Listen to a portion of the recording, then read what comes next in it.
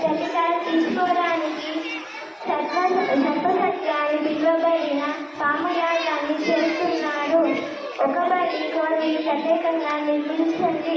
జనమేజయుని సమక్షంలో చేసే యాగం చాలా శక్తివంతమైనది.